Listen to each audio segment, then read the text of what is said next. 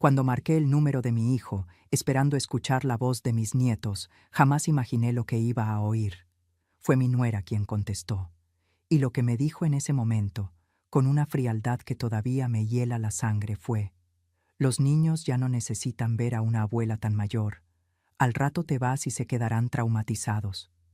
Me quedé paralizada, con el teléfono en la mano y el corazón destrozado. Me había enterado por el vecino, que mi propio hijo se había llevado a mis nietos a vivir a otra ciudad sin decirme una sola palabra, sin una llamada, sin un mensaje, como si yo no existiera, o si no fuera importante para estos niños. Colgué y no lloré. Apenas tomé mi bolso, mis documentos y fui directo al banco. Lo que hice esa tarde fue lo más silencioso y lo más poderoso que he hecho en toda mi vida. Y cuando mi hijo se enteró, no tardaron ni una semana en regresar.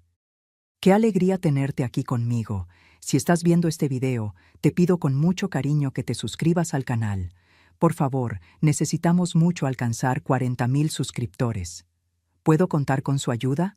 Estamos construyendo una comunidad hermosa de mujeres fuertes. Su presencia es muy importante y su apoyo es esencial para nuestro trabajo, para que sigamos contando historias como esta. Cuéntame también en los comentarios desde dónde nos está escuchando. Nos emociona saber hasta dónde llegan nuestras historias. El teléfono todavía estaba tibio entre mis dedos cuando lo posé sobre la mesa. No lo lancé, no lo golpeé contra la pared. Lo dejé caer con una suavidad que me sorprendió a mí misma, como si mi cuerpo ya supiera que no valía la pena gastar energía en eso. Me quedé parada en el centro de mi sala, sin moverme, como si los pies hubieran decidido solos que no iban a llevarme a ningún lado todavía. El aire de la casa se sentía diferente, más pesado, más quieto. Era un silencio que dolía de una manera que no sé bien cómo explicar, porque no era el silencio de cuando uno está solo y tranquilo, era el silencio de algo que falta, de un espacio que debería estar lleno y no lo está. Y yo lo conocía bien ese espacio, porque lo había vivido lleno durante tanto tiempo que su ausencia ahora se sentía como una herida física, algo que duele aunque no se vea. La sala estaba ordenada, como siempre. Yo soy de las que no pueden dejar un cojín torcido ni una taza sin lavar. Esa costumbre me la dio mi madre y nunca la perdí. Los muebles en su lugar, el mantel sobre la mesa sin una arruga, las cortinas bien corridas dejando entrar la luz de la tarde en ese ángulo que me gustaba. Todo igual que siempre, pero no igual. Porque antes, cuando ellos venían, esa sala se convertía en otra cosa completamente distinta. Los cojines terminaban en el suelo.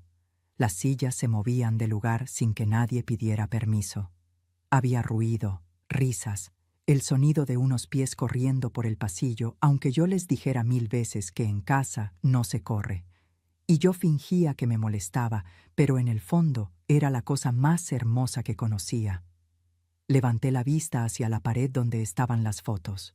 Las había colgado yo misma, eligiendo cada marco con cuidado, midiendo las distancias con una cinta métrica para que quedaran simétricas. En una de ellas aparecía Mateo con la boca manchada de chocolate, los ojos entrecerrados de tanto reírse de algo que ya no recuerdo qué fue, pero que en ese momento debió ser muy gracioso. En otra estaba Sofía dormida sobre mi hombro durante una tarde de visita, con esa entrega absoluta que tienen los niños cuando se sienten completamente a salvo. Me detuve en esa foto más que en las demás. Recordé el peso de esa cabecita apoyada sobre mí, el calor de su respiración, cómo sus deditos agarraron un pliegue de mi blusa sin soltarlo ni dormida, y sentí algo moverse dentro de mi pecho que no era llanto, pero se le parecía mucho. Era algo más profundo que el llanto, algo que aprieta desde adentro y no pide permiso. Esa mañana, antes de la llamada, antes de todo, había sonado el timbre y yo fui a abrir pensando que sería el repartidor o algún vecino con algún recado sin importancia. Pero era don Aurelio, el señor que vive frente a mi casa desde hace más años de los que puedo contar. Un hombre reservado, de pocas palabras, del tipo que no se acerca a molestar a nadie, a menos que tenga algo que decir de verdad. Traía el sombrero en las manos y una expresión que no supe leer bien de inmediato, una mezcla entre incomodidad y algo que parecía lástima, aunque él nunca lo hubiera llamado así. Carraspeó antes de hablar, como buscando por dónde empezar. «Doña Consuelo», me dijo despacio, midiendo cada palabra. «La semana pasada vi un camión de mudanza estacionado frente a la casa de su hijo. Estuvieron cargando cosas toda la mañana, casi hasta el mediodía. Pensé que usted ya sabía, pero luego lo vi todo cerrado y... Bueno, quise avisarle por si acaso». Me quedé mirándolo sin decir nada por un momento. Un camión de mudanza, toda la mañana, y nadie me había dicho absolutamente nada. Le di las gracias a don Aurelio con una voz que me salió más firme de lo que esperaba, considerando cómo me sentía por dentro. Cerré la puerta, me apoyé en ella un segundo, y luego fui directo al teléfono. Marqué el número de mi hijo Rodrigo. Nadie contestó. Marqué de nuevo. Nada. Entonces marqué el número de la casa, ese número que yo misma les ayudé a memorizar a los niños para que supieran a quién llamar si algún día me necesitaban. Y contestó Fernanda. Su voz sonó exactamente como siempre suena, controlada, segura de sí misma, con esa calma que nunca me pareció tranquilidad sino distancia. Le pregunté dónde estaban. Me dijo que se habían mudado. Le pregunté a dónde. No me respondió con una dirección. Me respondió con lo que me respondió. Con esa frase que llevo días intentando olvidar y que sigue ahí, grabada en algún lugar dentro de mí, donde las palabras que duelen más se instalan para siempre. Los niños ya no necesitan ver a una abuela tan mayor. Al rato te vas y se quedarán traumatizados.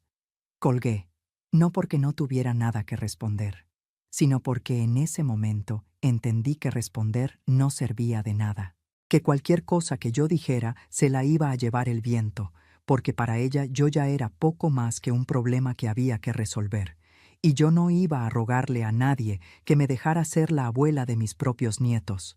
Eso no.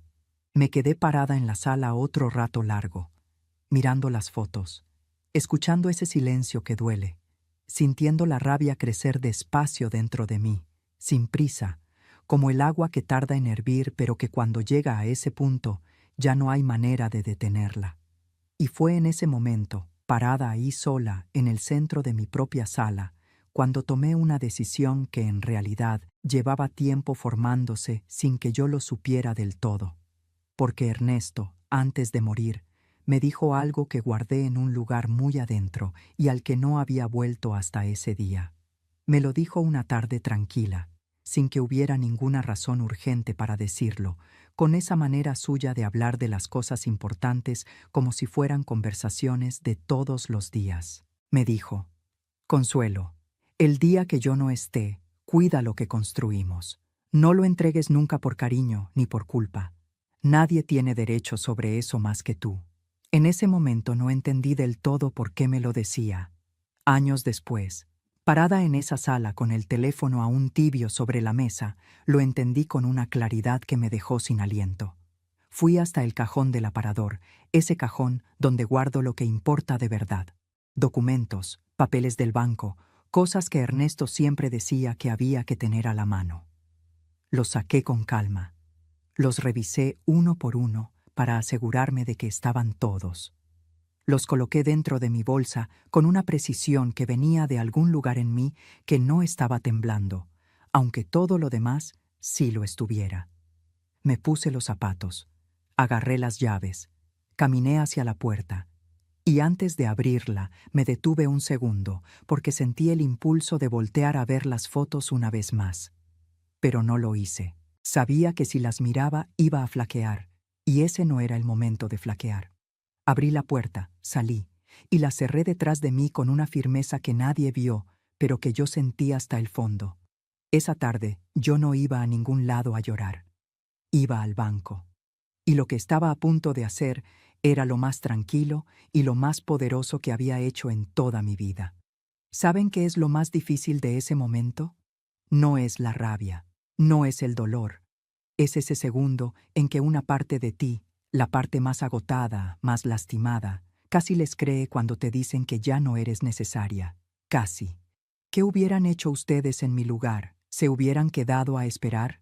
Sigan conmigo, porque lo que pasó en ese banco cambió el rumbo de todo lo que vino después. Para entender lo que hice esa tarde, hay que entender quién soy.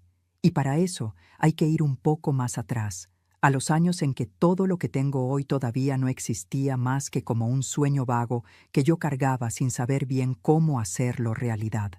Me llamo Consuelo Vargas. Crecí en una familia donde el dinero nunca sobró, pero el trabajo tampoco faltó. Desde niña aprendí a coser sentada junto a mi madre, en las tardes largas de cuando no había mucho más que hacer, aprendiendo a medir telas y a usar el dedal y a enhebrar agujas con esa paciencia que los niños de ahora ya no tienen porque no la necesitan. Esa habilidad se quedó conmigo. Cuando me casé con Ernesto, un hombre serio y callado, que había empezado casi de cero con un pequeño negocio de materiales de construcción, yo no dejé de trabajar ni un día. Cosía para afuera. Tomaba encargos de señoras del barrio, de tiendas pequeñas, de quien me necesitara. Lo hacía desde la sala de mi casa, mientras también cocinaba y limpiaba y criaba a Rodrigo, porque así era la vida y yo no la cuestionaba.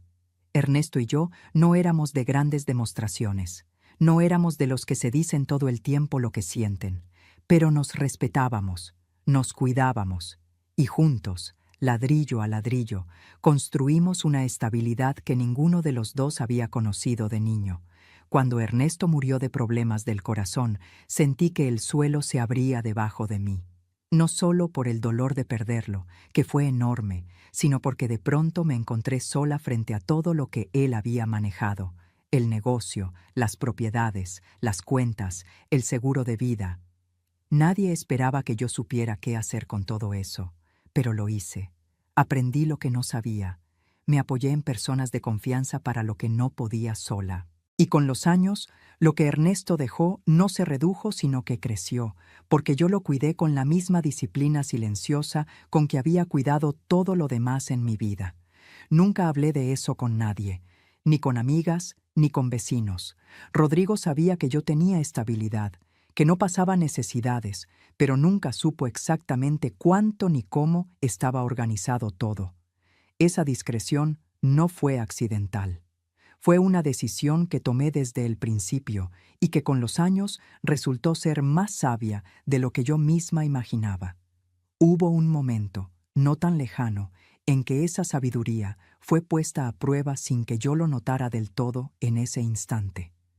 Fernanda, en una de esas visitas que todavía ocurrían, aunque ya con menos frecuencia, hizo un comentario frente a una vecina mía que estaba de visita. Dijo, con esa sonrisa suya que nunca llegaba del todo a los ojos, que Consuelo a veces se confundía con las fechas, que era normal a cierta edad, que había que tenerle paciencia. Mi vecina me miró de reojo. Yo no dije nada. Lo dejé pasar porque en ese momento lo interpreté como una torpeza, una de esas frases que salen sin pensar. Pero ahora, con todo lo que sé, entiendo que no fue una torpeza. Fue una siembra. Una semilla pequeña plantada frente a un testigo, para que luego, si alguien preguntaba, hubiera alguien que recordara haber escuchado algo así. Cuando Rodrigo se casó con Fernanda, quise darle a esa relación una oportunidad genuina. Hice mi esfuerzo, fui respetuosa, no me metí donde no me llamaban, guardé mis opiniones cuando no eran bienvenidas. Pero desde el principio noté algo en Fernanda que no terminaba de encajar. Una frialdad calculada, una manera de sonreír que nunca llegaba del todo a los ojos, una forma de manejar las conversaciones que siempre dejaba a alguien, generalmente a mí, sintiéndose de más. Hubo otra tarde en que le pregunté a Rodrigo si había revisado los documentos del negocio que necesitaban su firma, unos papeles de rutina que yo misma le había preparado con ayuda del contador. Rodrigo tardó más de lo normal en responder. Luego dijo que sí, que los había revisado, pero algo en su manera de decirlo no sonó natural. Después supe, por el contador, que Rodrigo había llamado para hacer preguntas que iban más allá de esos documentos. Preguntas sobre la estructura general del patrimonio, sobre qué estaba a nombre de quién. En ese momento no le di la dimensión que merecía. Pensé que era curiosidad de hijo, que quizás Fernanda le había dicho algo sobre planificación familiar o herencias. Me dije que era normal que un hijo se interesara, pero guardé esa conversación en un rincón de la memoria porque algún instinto muy quieto que tengo desde hace mucho, me dijo que la guardara. Al principio lo ignoré todo, luego aprendí a convivir con ello. Y cuando llegaron Mateo y Sofía, dejé de darle importancia a casi todo lo demás. Esos niños se convirtieron en mi alegría más grande. Los visitaba todas las semanas sin falta. Les llevaba comida, les leía cuentos, jugaba con ellos en el suelo, aunque me dolieran las rodillas al levantarme. Era la abuela presente, la que siempre estaba. Hasta que las excusas de Fernanda empezaron a acumularse, que los niños tenían actividades, que era mal momento, que estaban cansados, y luego el silencio, y luego el camión de mudanza que yo no vi, pero que don Aurelio sí, y la llamada, y esas palabras. ¿Cómo se llega a ese punto? ¿Cómo permite un hijo que eso pase? Esa pregunta me acompañó todo el camino al banco, y todavía no tenía respuesta, pero la iba a encontrar. Acompáñame, que la historia apenas está mostrando su primera cara. El banco donde tengo mis cuentas quedaba a pocas cuadras de mi casa, y yo había caminado ese trayecto cientos de veces a lo largo de los años en toda clase de circunstancias. Lo caminé cuando Ernesto murió y tuve que ir a resolver cosas que nunca había resuelto sola. Lo caminé cuando Rodrigo era pequeño y yo tenía que hacer malabarismos con el presupuesto para que alcanzara para todo. Lo caminé en días buenos y en días malos, pero esa tarde lo caminé de una manera que nunca lo había caminado antes, con la espalda completamente recta, con la mirada fija al frente, sin detenerme a saludar a nadie que se cruzara en mi camino, sin mirar los aparadores de las tiendas como suelo hacer cuando tengo tiempo. No tenía tiempo para eso, o más bien, tenía algo que no era exactamente prisa, sino una certeza que me empujaba hacia adelante con una fuerza tranquila y constante que no me dejaba dudar. Cuando entré al banco, el ambiente era el de siempre, el aire acondicionado un poco más frío de lo necesario, el murmullo de las conversaciones en las ventanillas, el olor a papel y a plástico limpio que tienen todos los bancos del mundo. Tomé un número y esperé mi turno sentada en una de las sillas de la sala de espera, con la bolsa sobre las piernas y los documentos dentro, ordenados como yo los había puesto. Mientras esperaba, intenté pensar en otra cosa, pero no pude. Las palabras de Fernanda seguían ahí, dando vueltas. Al rato te vas y se quedarán traumatizados, como si yo fuera una amenaza, como si mi edad fuera una enfermedad contagiosa de la que era mejor proteger a los niños. Como si el amor que yo les había dado todos esos años no contara nada, no pesara nada, no existiera. Sentí que la mandíbula se me tensaba y la relajé a propósito. No era el momento de llegar crispada a ningún lado, era el momento de llegar con la cabeza fría. Cuando por fin me llamaron, pedí hablar directamente con don Humberto, el gerente que me conoce desde hace muchos años, desde los tiempos de Ernesto. Es un hombre de cabello canoso y maneras tranquilas, del tipo que escucha antes de hablar, que no interrumpe, que hace las preguntas correctas en el momento correcto. Me recibió con su sonrisa de siempre y me señaló la silla frente a su escritorio. Me senté, acomodé la bolsa sobre mi regazo y sin rodeos le dije lo que necesitaba. Quería cambiar los beneficiarios, todo. El seguro de vida que Ernesto dejó y que yo había mantenido actualizado todos estos años. Los fondos de inversión que con tanto esfuerzo habíamos construido. Las participaciones en las propiedades. Todo lo que hasta ese momento tenía asignado a Rodrigo como heredero principal debía ser redirigido directamente a mis nietos, Mateo y Sofía. Y la administración de esos recursos, hasta que ellos llegaran a ser adultos, quedaría en manos de Graciela, la hermana de Ernesto, la única persona fuera de esas 4 paredes a quien yo confiaría eso con los ojos cerrados. Don Humberto me escuchó sin interrumpirme una sola vez. Cuando terminé de hablar, juntó las manos sobre el escritorio, guardó un silencio breve y con una delicadeza que agradecí me preguntó si estaba completamente segura de lo que pedía. No lo dijo de manera condescendiente. No me habló como si yo fuera una señora mayor que quizás no entendía del todo lo que estaba haciendo. Lo dijo como quien quiere asegurarse de que la decisión viene de un lugar firme y libre, no de un momento de dolor que al día siguiente podría verse diferente.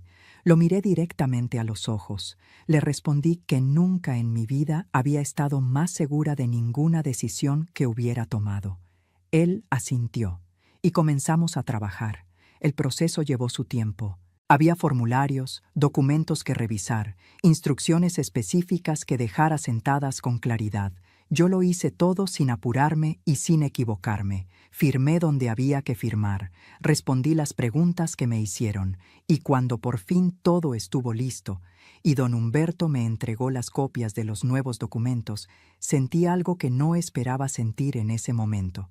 No fue alivio exactamente, ni satisfacción, sino algo más parecido a una certeza que se asienta, como cuando uno hace algo que sabe que era lo correcto, aunque nadie más lo entienda todavía. Salí del banco con esa certeza instalada en el cuerpo. La tarde había avanzado y la luz tenía ese color anaranjado que precede al atardecer. Caminé hasta la esquina, saqué el teléfono y marqué el número de Graciela. Necesitaba contarle lo que había hecho. Necesitaba escuchar su voz. Graciela es la hermana de Ernesto, y entre nosotras hay una amistad que sobrevivió incluso a la muerte de él, una de esas relaciones que no necesitan de mucha explicación para mantenerse vivas porque están construidas sobre algo sólido. Ella contestó al segundo tono, como casi siempre. Le conté todo: el camión de mudanza, la llamada, lo que Fernanda me dijo, lo que hice en el banco. Graciela me escuchó en silencio, y cuando terminé de hablar, hubo una pausa breve antes de que ella respondiera. Lo que me dijo a continuación fue algo que no esperaba escuchar. Me dijo que hacía un tiempo, el contador de confianza que lleva las cuentas del negocio desde los tiempos de Ernesto, la había llamado a ella directamente, visiblemente incómodo. Le contó que Rodrigo había ido a verlo con un pretexto que sonaba razonable, algo relacionado con unos impuestos personales. Pero en un momento de la conversación le había preguntado, como al pasar, por el patrimonio de su madre. Quería saber cifras, quería entender cómo estaban organizados los activos, qué había exactamente y a nombre de quién. El contador, desconcertado por la pregunta, le respondió con vaguedades. Pero lo que más lo perturbó fue lo que vino después. Fernanda lo había llamado por su cuenta, días más tarde, haciéndose pasar por alguien que consultaba en nombre de Rodrigo. Quería saber si existía alguna figura jurídica, alguna estructura compartida entre Consuelo y el negocio, algo que le diera a Rodrigo acceso formal a la información. El contador, que conocía a la familia desde hacía muchos años y que tenía su propio sentido del deber, no le dio nada. Pero le contó todo a Graciela porque sintió que algo no estaba bien. Y fue precisamente ese rastro de consultas, ese intento de Fernanda de mapear el patrimonio a través del contador, lo que más tarde le permitió a Graciela seguir el hilo hasta lo que encontró después. Me quedé parada en la banqueta con el teléfono en la oreja y el ruido de la calle a mi alrededor, sintiendo cómo algo que yo no había querido ver empezaba a tomar forma sola, pieza por pieza, con esa claridad fría que tienen las cosas cuando uno finalmente deja de mirarlas de lado. El alejamiento no había sido un impulso. No había sido una decisión tomada un día malo en que Fernanda amaneció de mal humor. Había sido algo construido con tiempo, con intención, con pasos calculados. Primero las excusas para reducir las visitas. Luego el silencio que se fue volviendo más largo. Luego el camión de mudanza sin una sola palabra. Y en paralelo, alguien haciendo preguntas en secreto sobre cuánto valía lo que yo tenía. Colgué con Graciela después de un rato. Caminé de regreso a mi casa con esa certeza fría instalada en el pecho, como un peso que no dolía exactamente, pero que no dejaba de sentirse. Ya no era solo una herida, era una traición con nombre y con dirección. Y yo ya había dado el primer paso. ¿Alguna vez sintieron que alguien cercano las estaba mirando de una manera diferente y tardaron en entender por qué?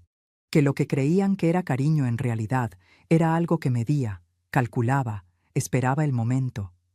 Cuéntenme en los comentarios si alguna vez confiaron en alguien que no merecía esa confianza. Quiero leerlas. Porque lo más perturbador de todo esto todavía no había salido a la luz. ¿Qué más había estado haciendo Fernanda en las sombras? No se vayan, porque lo que viene después va a dejarla sin palabras. Si te está gustando esta historia, por favor, asegúrate que ya estás suscrita al canal. Necesitamos mucho alcanzar 40,000 suscriptores. Puedo contar con su apoyo a nuestro trabajo. Pasaron unos días desde mi visita al banco.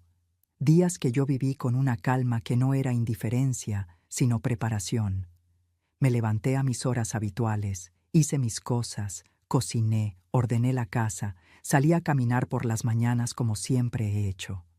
Desde afuera, cualquiera que me hubiera visto hubiera dicho que era una señora llevando su vida normal.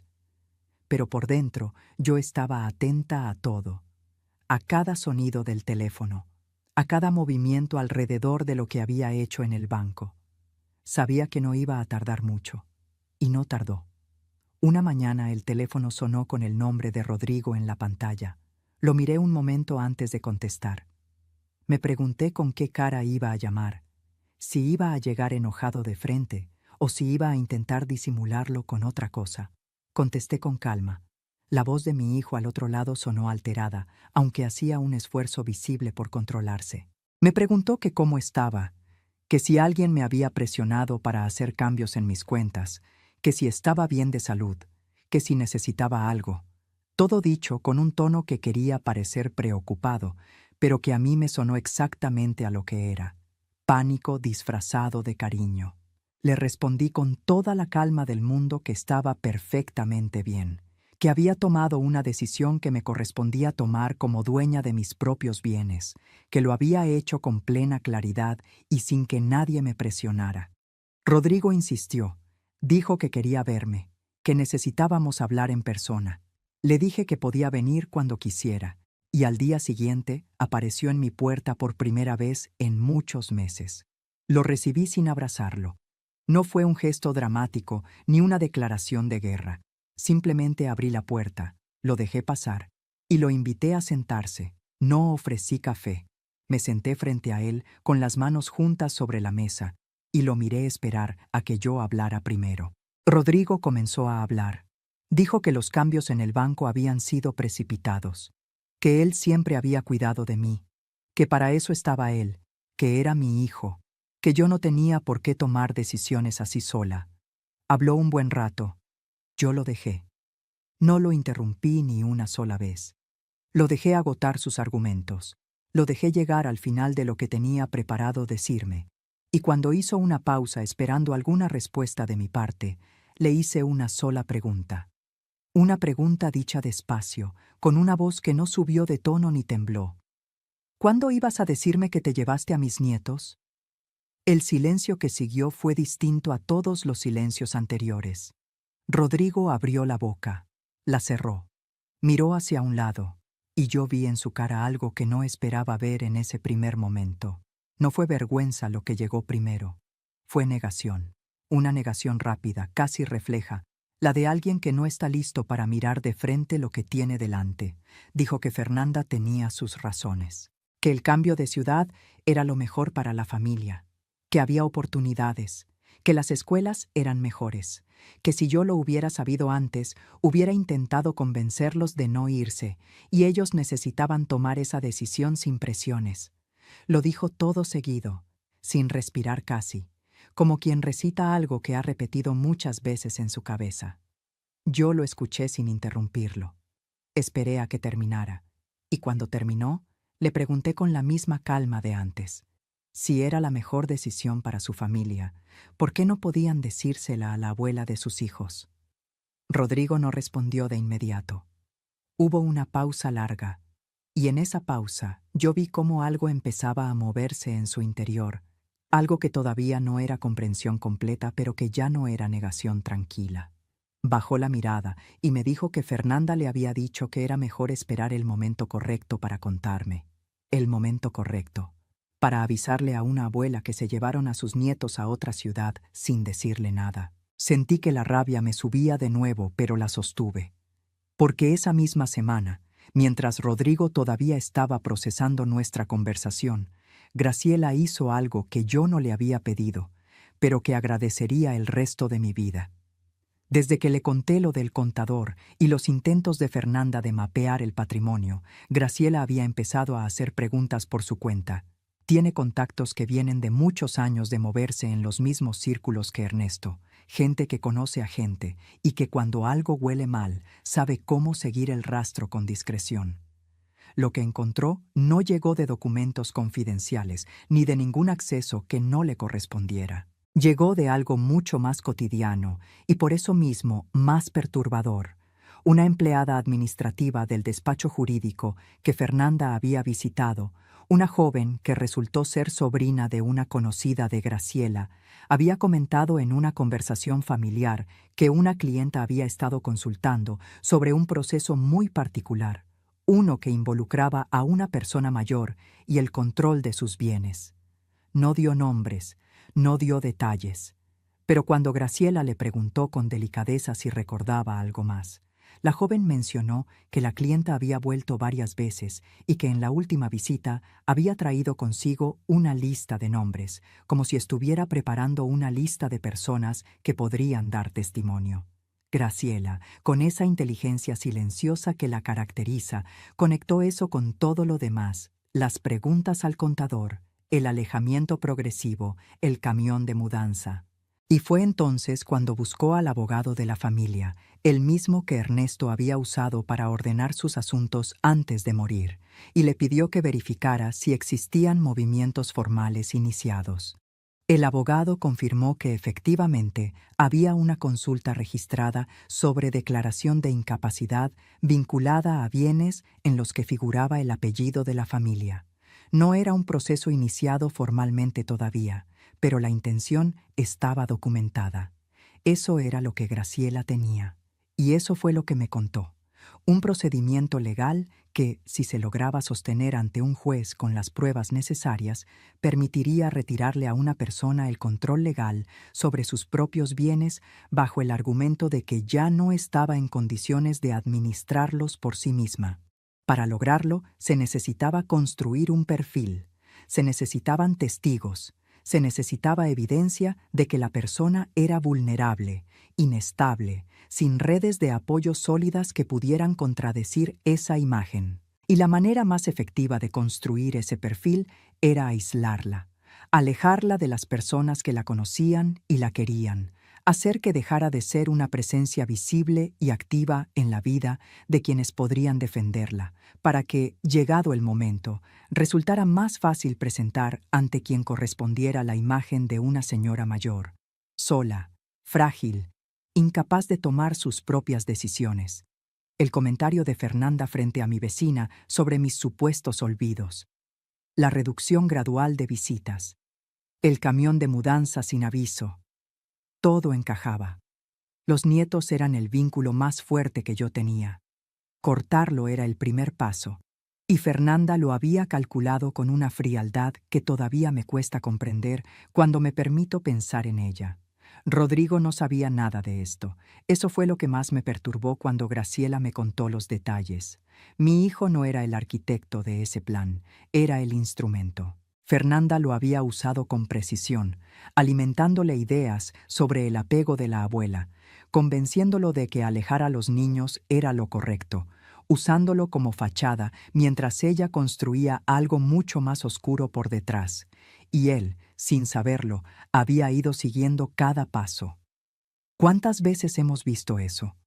A alguien que amamos siendo movido por otra persona sin darse cuenta de que lo están usando. Esa mezcla de rabia y tristeza que sienten ahora mismo es exactamente lo que yo sentí esa noche cuando me quedé sola con esa información. ¿Cómo iba a reaccionar Rodrigo cuando viera con sus propios ojos lo que su esposa había estado construyendo? No se muevan de aquí. Lo que viene a continuación es la escena que lo cambió todo. Graciela llegó a mi casa una mañana con una carpeta bajo el brazo y una expresión que era mitad determinación y mitad tristeza. La recibí en la puerta, la hice pasar. Le serví café sin preguntarle si quería, porque entre nosotras ya no hace falta preguntar esas cosas. Nos sentamos juntas a la mesa de la cocina, y ella colocó la carpeta entre las dos y la abrió despacio, como si también ella necesitara un momento antes de mostrarme lo que había dentro. Adentro había copias de lo que el abogado de la familia había podido obtener por vías formales: la confirmación del proceso consultado, las fechas de las visitas de Fernanda al despacho jurídico y una nota escrita a mano que la empleada administrativa, con más conciencia que prudencia, había conservado porque algo en aquella clienta la había inquietado desde el principio. En esa nota aparecía el nombre de Fernanda. No era una acusación construida sobre rumores. Era un rastro real, con fechas y con nombres, obtenido a través de personas que habían decidido, cada una por sus propias razones, que callar no era lo correcto. Lo revisé todo en silencio, tomándome el tiempo que necesitaba. Cuando terminé, lo volví a apilar con cuidado y lo dejé en el centro de la mesa. Graciela me miraba sin decir nada, esperando. Yo me quedé un momento con la vista fija en esos papeles, procesando el peso de lo que representaban. No solo lo que decían, sino todo lo que implicaban sobre el tiempo que habían estado construyendo eso en silencio, sobre cuántas conversaciones había habido detrás de mi espalda, sobre cuántas decisiones se habían tomado pensando en mí, como si yo fuera un obstáculo que resolver y no una persona. Esa tarde llamé a Rodrigo. Le dije que necesitaba que viniera, que era importante, que no podía ser por teléfono. Rodrigo llegó antes de lo que esperaba, lo cual me dijo que algo en él también estaba inquieto, que algo empezaba a moverse en su interior, aunque todavía no supiera exactamente qué. Cuando entró a la cocina y vio a Graciela sentada ahí, su expresión cambió ligeramente. La saludó con respeto, pero con esa incomodidad de quien no sabe bien qué esperar. Se sentó donde yo le indiqué. Y entonces, sin decir una sola palabra de explicación, deslicé la carpeta por la mesa hasta que quedó frente a él. Rodrigo la miró. Luego me miró a mí. Yo no dije nada. Solo esperé. Él abrió la carpeta. Empezó a leer el primer documento. Pasó al segundo. Yo lo observé con esa atención que da el dolor, notando cada pequeño cambio en su cara. El momento en que su mandíbula se tensó. El momento en que sus ojos se detuvieron en el nombre de Fernanda y regresaron al principio de la página, como si necesitaran confirmar que habían leído bien, como si la primera vez no fuera suficiente para creerlo. Cuando levantó la vista, su primera reacción no fue la que yo hubiera esperado. Dijo, con una voz que quería sonar firme, pero que temblaba en los bordes, que tenía que haber un error, que Fernanda no era capaz de algo así, que quizás era una confusión de nombres, que quizás Graciela había malinterpretado algo. Lo dijo mirando la carpeta, no a mí, como si los papeles fueran el problema y no lo que decían. Graciela no respondió. Yo tampoco. Le dimos tiempo. Porque hay verdades que no se pueden entregar de golpe sin que la persona las rechace. Y Rodrigo necesitaba llegar solo al fondo de lo que tenía frente a él. Él volvió a leer. Pasó las páginas de nuevo, más despacio esta vez. Y fue en esa segunda lectura cuando algo en él cambió de manera definitiva. Vi el momento exacto. Fue cuando sus ojos llegaron a la nota escrita a mano, a la fecha que coincidía con una época en que Fernanda le había dicho que estaba ocupada con compromisos de trabajo y en que el nombre de su madre aparecía referenciado de una manera que no dejaba espacio para la ambigüedad. Sacó el teléfono y marcó el número de Fernanda. Esperó. Nada. Volvió a marcar. Nada. Y otra vez. Fernanda no contestó. Yo lo dejé intentar. No dije nada. No aproveché el momento para añadir nada sobre ella, para señalar lo que él ya podía ver solo. Solo esperé que terminara de procesar lo que tenía frente a él, que lo hiciera a su ritmo, que llegara solo a las conclusiones que eran inevitables. Cuando por fin Rodrigo dejó el teléfono sobre la mesa, cuando levantó la vista y me miró de nuevo, ya no había negación en su cara. Había algo mucho más difícil de sostener que la negación.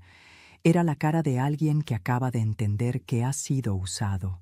que ha estado participando, sin elegirlo, en algo que lo convierte en parte de una traición que nunca fue su intención cometer. Yo hablé. Lo hice con una voz tranquila, sin rabia que desbordara, sin lágrimas, con la serenidad de alguien que ha tenido días para llegar a ese punto, que ha pasado por el dolor y ha llegado al otro lado. Le dije que no iba a ir a ningún lado, que estaba bien, que mi cabeza estaba perfectamente clara, mi salud era la de siempre, y que los documentos del banco iban a quedarse exactamente como estaban. No como castigo, no como una amenaza permanente, sino porque así era como debían estar, porque así lo había decidido yo, y porque esa decisión era mía y de nadie más. Y luego le dije lo único que en ese momento importaba de verdad. Lo miré a los ojos y le dije que lo único que quería, lo único que le pedía, eran mis nietos, que quería verlos, que quería que ellos supieran que yo seguía aquí, que no había desaparecido, que no iba a desaparecer. Rodrigo no respondió de inmediato. Se quedó mirando la mesa. Cuando levantó la vista tenía los ojos brillantes. Asintió. Solo eso. Pero ese asentimiento valió más que cualquier discurso que hubiera podido decirme. Lo que siguió no fue rápido ni sencillo. Rodrigo tuvo que enfrentar conversaciones muy difíciles con Fernanda, conversaciones de las que yo no supe los detalles porque no me correspondía saberlos. Hubo días en que no supe nada de él. Hubo una semana en que el teléfono no sonó y yo lo respeté porque entendí que estaba atravesando algo que necesitaba atravesar solo. Graciela me contó después que Rodrigo y Fernanda vivieron una separación temporal, que él se quedó un tiempo en casa de un amigo mientras las cosas se definían.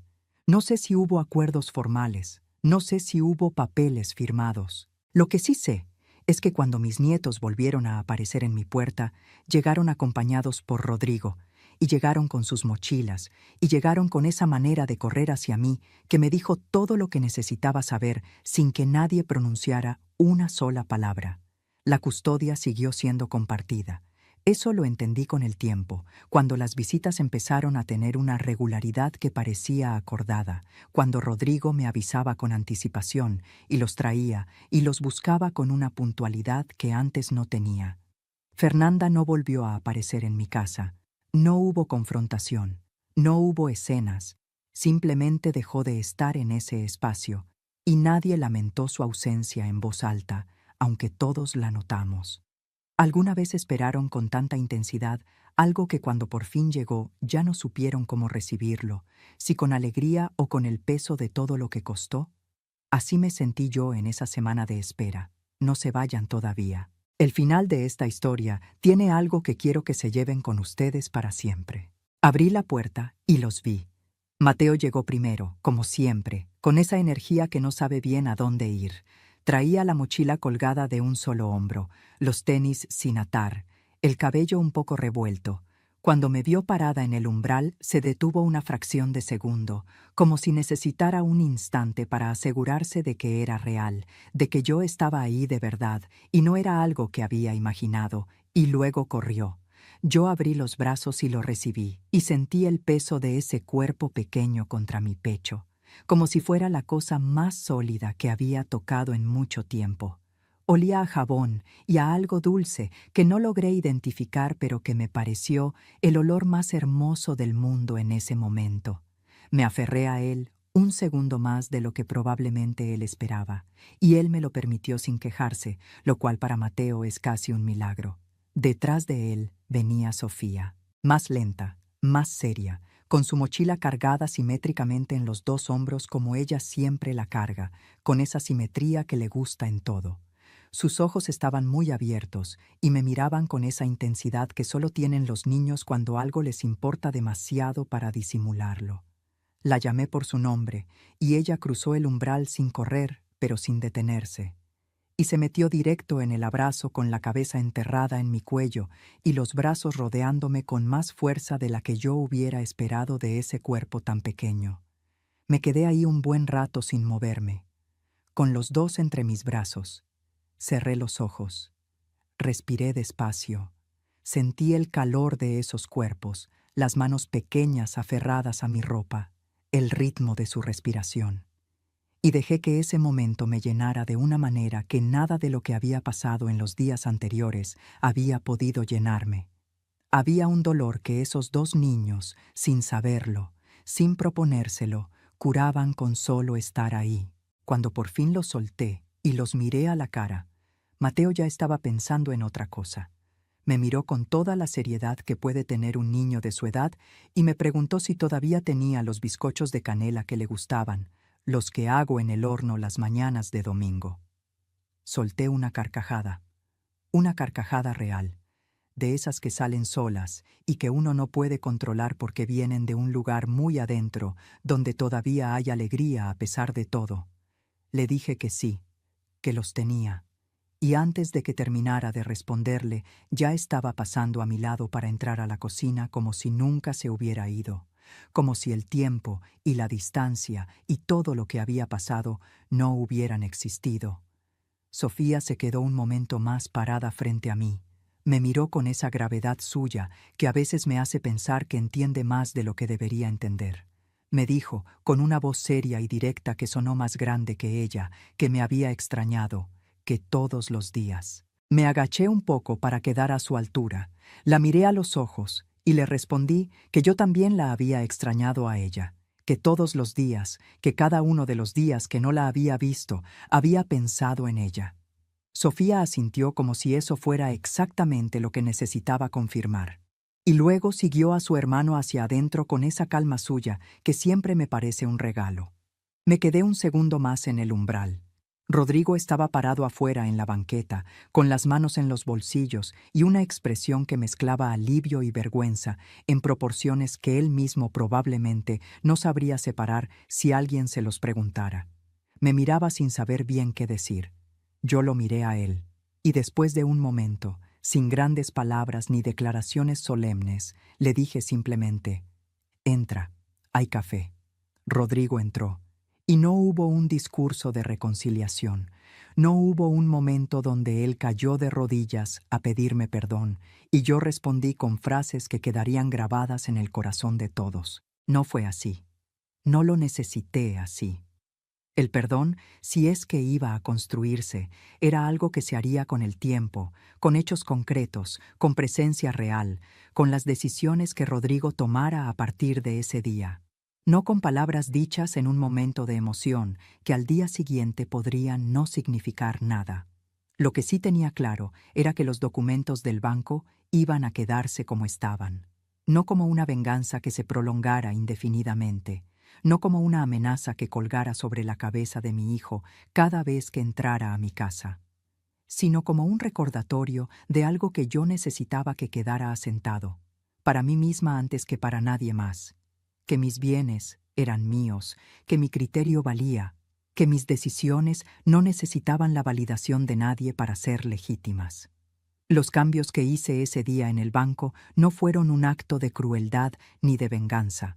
Fueron un acto de claridad, y esa claridad cambió el rumbo de todo lo que vino después. Las visitas de los niños volvieron a tener regularidad. Mateo y sus zapatos tirados junto al sofá. Sofía y sus preguntas que a veces no tienen respuesta fácil. El ruido, el desorden que a mí me encanta aunque finja que no. La vida que antes llenaba esa casa y que había desaparecido de golpe, volvió a instalarse con la misma naturalidad con que el sol vuelve a salir después de una tormenta larga. Rodrigo los traía y los buscaba con puntualidad. La custodia funcionaba en silencio, sin dramas, con esa formalidad nueva que tienen las cosas cuando han pasado por el fuego y han sobrevivido, pero ya no son exactamente iguales. Fernanda no volvió a cruzar la puerta de mi casa. El matrimonio de Rodrigo estaba en crisis, eso era evidente, y él lo estaba atravesando a su manera, con sus tiempos, con sus propias decisiones. Yo no me metí. Ya tenía suficiente con cuidar lo que era mío. Y en las noches, cuando la casa volvía al silencio y yo me sentaba un rato antes de dormir, pensaba en todo lo que había pasado, en las palabras de Fernanda dichas con esa frialdad que todavía me produce escalofrío cuando las recuerdo. En el momento en que tomé mis documentos y caminé sola hacia el banco sin pedirle permiso a nadie, ni esperar que nadie me dijera que podía hacerlo, en la cara de don Humberto cuando le dije que nunca había estado tan segura de nada, en las palabras de Ernesto, dichas años atrás, en una tarde tranquila, que llegaron a mí justo cuando más las necesitaba, y pensaba en todas las mujeres que en algún momento de su vida han escuchado algo parecido a lo que yo escuché ese día, que ya son demasiado mayores, que estorban, que su presencia es un peso, que el mundo ya avanzó y no hay lugar para ellas en ese avance, y pensaba que ninguna de esas mujeres merece creerlo, que el valor de una persona no tiene fecha de caducidad, que el amor que una mujer ha dado a lo largo de su vida no se cancela con una frase fría dicha por teléfono una tarde, que hay una diferencia enorme entre envejecer y dejar de importar, y que esa diferencia la define cada una desde adentro, no los demás desde afuera. Yo no gané porque tuve dinero. Gané porque no esperé a que nadie me defendiera, porque cuando me dijeron que ya no era necesaria, no bajé la cabeza ni me quedé sentada esperando a ver si cambiaban de opinión. Tomé mi bolsa, caminé sola hasta el banco y actué, en silencio, con dignidad, con la certeza de quien sabe exactamente lo que vale y no necesita que nadie más se lo confirme. Me dijeron que era demasiado mayor para que me necesitaran. Pero esa tarde en el banco entendí algo que nunca olvidaré. Una mujer que sabe lo que vale no necesita que nadie se lo recuerde. Si te gustó esta historia, haz clic en este próximo video que está apareciendo en la pantalla, porque la próxima traición supera todo lo que has visto hasta ahora. Y no te olvides suscribirte en el canal, para que no te pierdas ni una sola historia.